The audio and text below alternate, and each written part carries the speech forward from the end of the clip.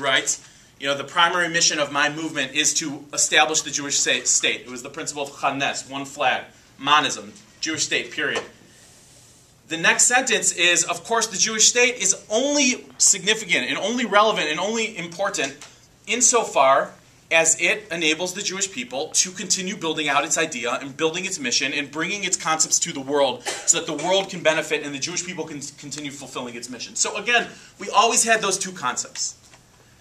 And if we're searching for the source of our, I think, identity crisis, in that the pro-Israel movement and the Zionist movement are not necessarily distinguishable right now, we can look at what happened once the the 40s rolled around, right? And what we saw in the 40s, everyone here, we can't describe it enough. The pressures that were put on the Jewish people in terms of our physical security, the aftermath of the Shoah, the need to absorb the 40s, the hunger in the 50s, the War of Independence, the hunger in the 50s, the wars in the late 50s, the 60s, again, a sense of impending doom, 73, the Deep Depression, and so on and so on and so forth. And in all throughout, the motivating kind of concern of our community was fundamentally security and our stability and our ability to live and our ability to be safe in our own borders and around the world. And if you ask the Zionists what they should be doing in those years, then what they needed to be doing was, in their minds and in the minds of your mainstream Zionists, defending the Jewish state.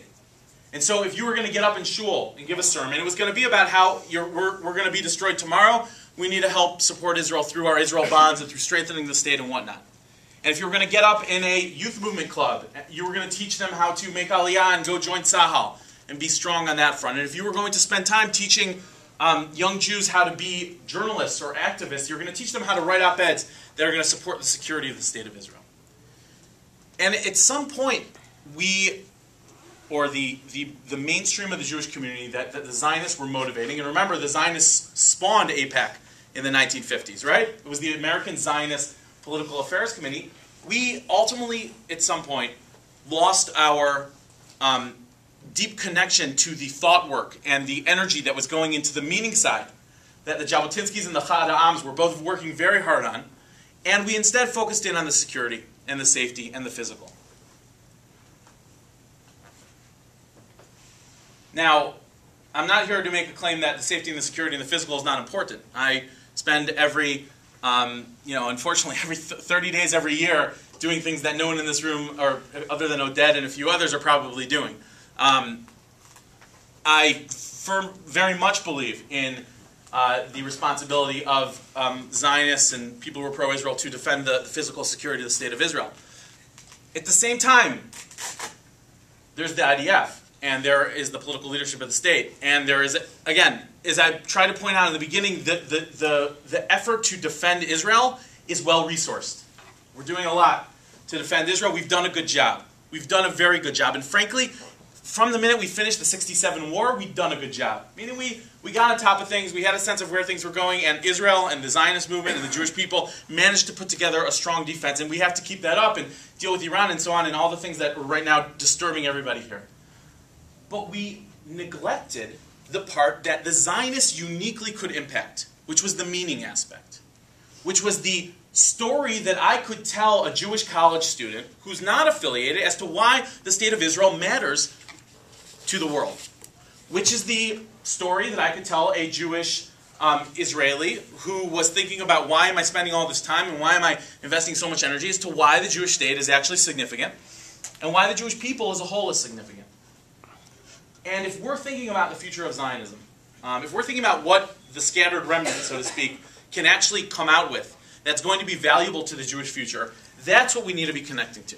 And those are the concepts that are important, because we do not have anything to add to the security side. Any of you who want to help the security, again, make your donation, go spend some time volunteering for AIPAC, or join the army, or go be an Israeli citizen and put your time in on the border, or pay your taxes, or help clean up the streets, or do social justice in Ashdod and Ramla. If you want to be helping the security of the state of Israel, those are great ways to be doing it.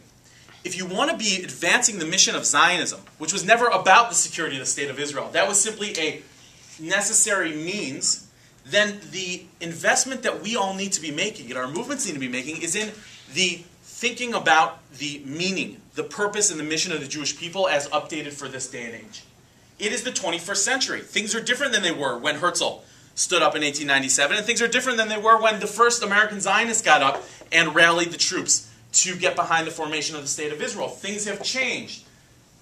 States are different than they were in the early days. And so here we are in the, kind of the dawn of a new era, and we're in need of thought leadership.